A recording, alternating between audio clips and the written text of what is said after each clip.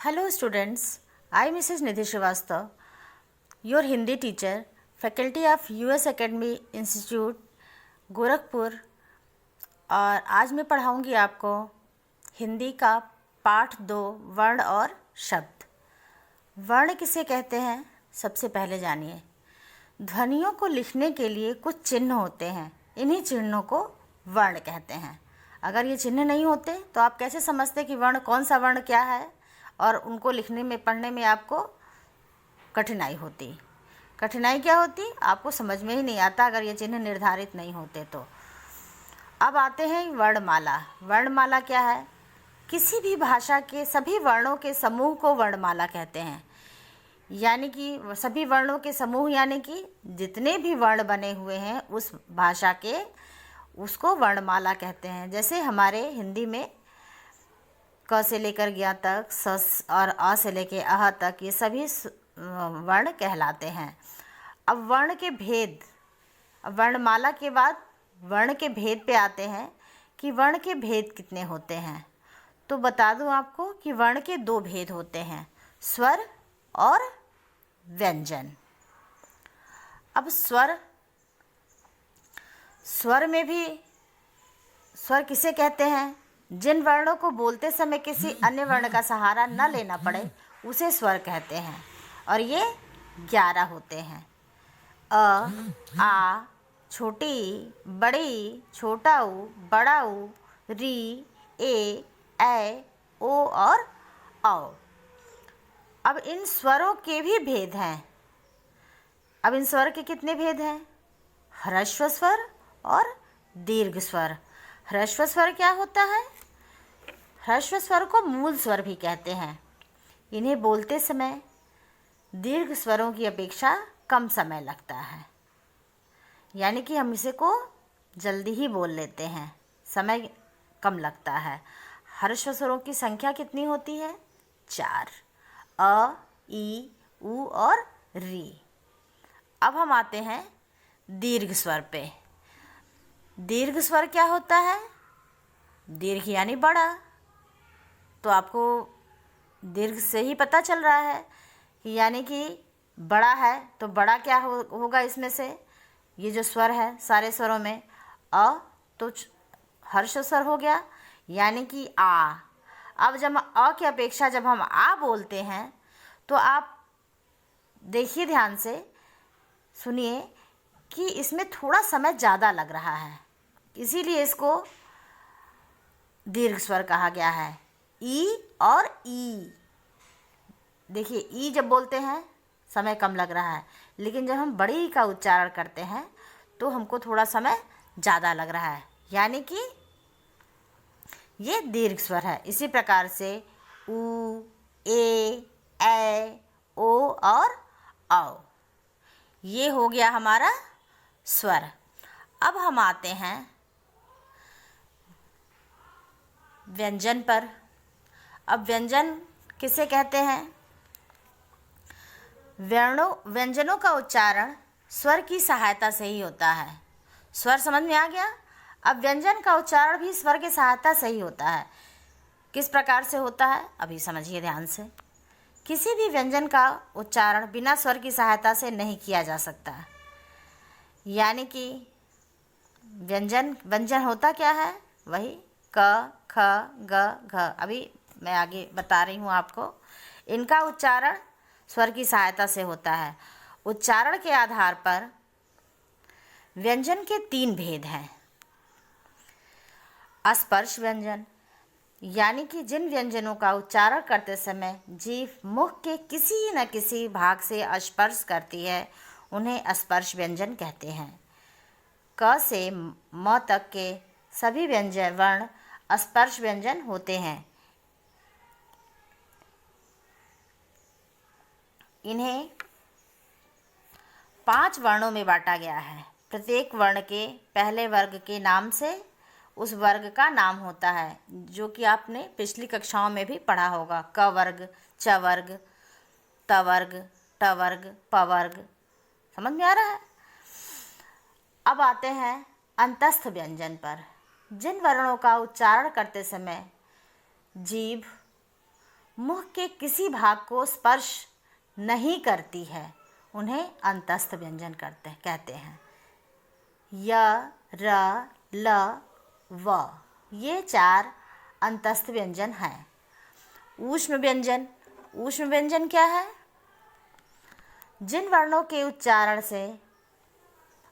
करते समय मुख से गर्म श्वास निकले, गर्म श्वास यानी कि आप बोलिए और उसको अनुभव करने के लिए मैं बता रही हूँ कि जब बोलिएगा तो मुंह से श्वास आपकी गर्म निकलेगी। ऊष्म यानी गर्मी होती है, तो गर्म श्वास निकले, उन्हें ऊष्म व्यंजन कहते हैं। जैसे श, श, स, ह, ये 4 ऊष्म व्यंजन हैं। अब आते हैं संयुक्त व्यंजन पे। संयुक्त व्यंजन क्या है? 2 व्यंजनों को मिलाकर बने व्यंजन ही संयुक्त व्यंजन कहलाते हैं।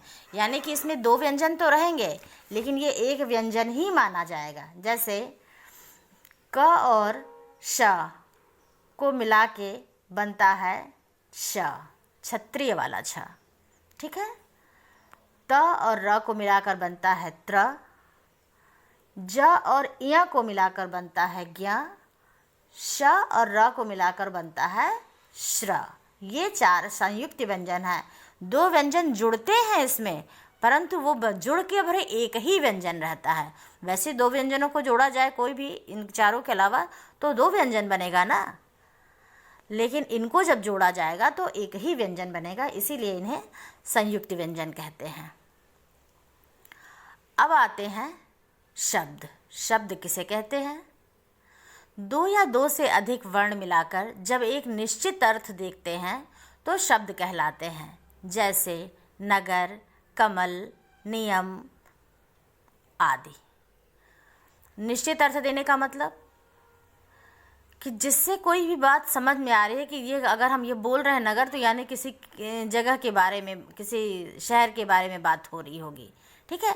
कमल, कमल है, इससे आप समझिए क और म और ल, ये 3 अक्षर को, जो 3 वर्ण को जोड़ा गया है तो कमल शब्द बना है। लेकिन अगर हम इन्हीं 3 वर्णों को ल, क और म इस प्रकार से लिखें तो क्या बनेगा? ल, क, म, लकम। ये कोई शब्द समझ में आ रहा है? इसका कोई अर्थ स्पष्ट हो रहा है? नहीं हो रहा है। यानी कि ये शब्द नहीं कहे जाएंगे या ये निरर्थक शब्द कहे जाएंगे। समझ में आ रहा है? तो जब वर्णों के मेल से जब अर्थ देने वाले कोई शब्द बनते हैं, यानी कि वो शब्द जिनका कोई सार्थक अर्थ निकलता है, तो उन्हें हम शब्द कहते हैं। अब शब्द को 2 आधार पर बांटा गया है। बनावट के आधार पर, बनावट के आधार पर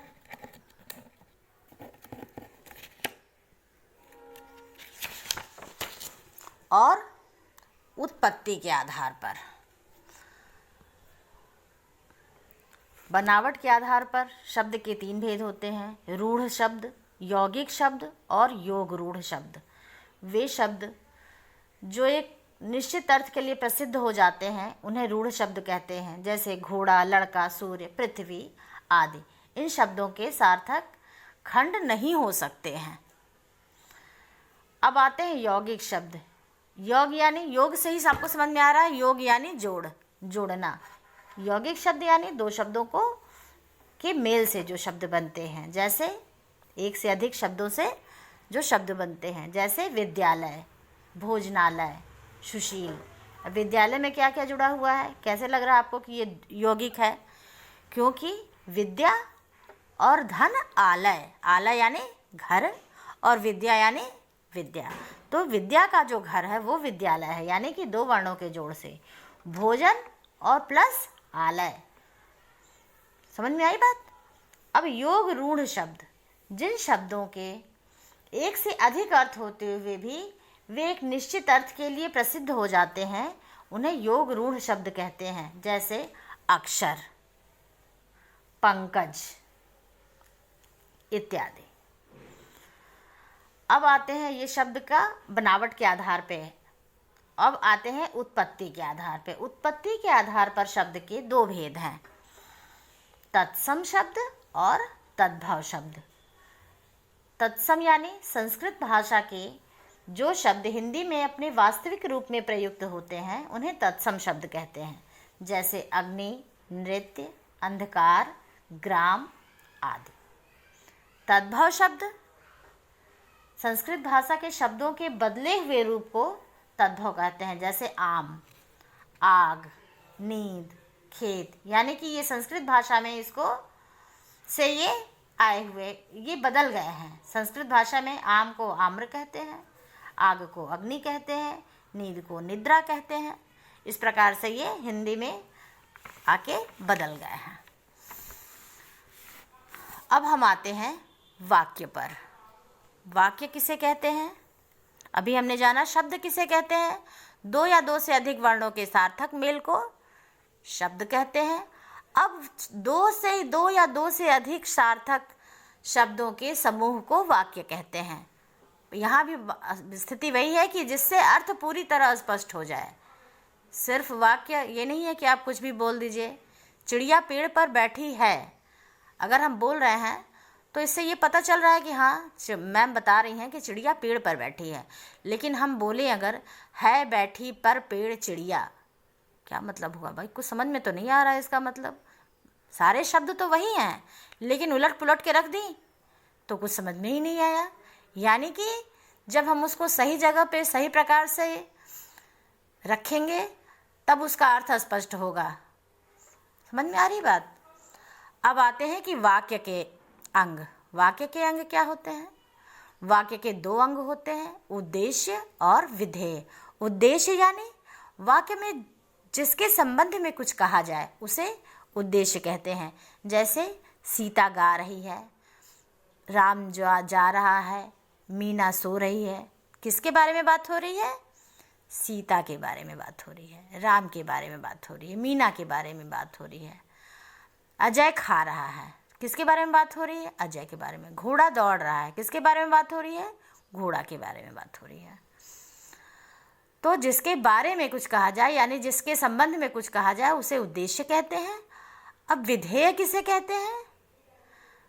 वाक्य में उद्देश्य के संबंध में जो कुछ कहा जाए उसे विधेय कहते हैं। जैसे जो मैंने बताया कि सीता खा रही है, वाक्य में उद्देश्य क्या है? सीता। अब उद्देश्य के संबंध में क्या बात कही जा रही है? खा रही है, यानी कि इसमें उद्देश्य है सीता और खा रही है विधेय है। घोड़ा दौड़ रहा है, यानी कि उद्देश्य है घोड़ा।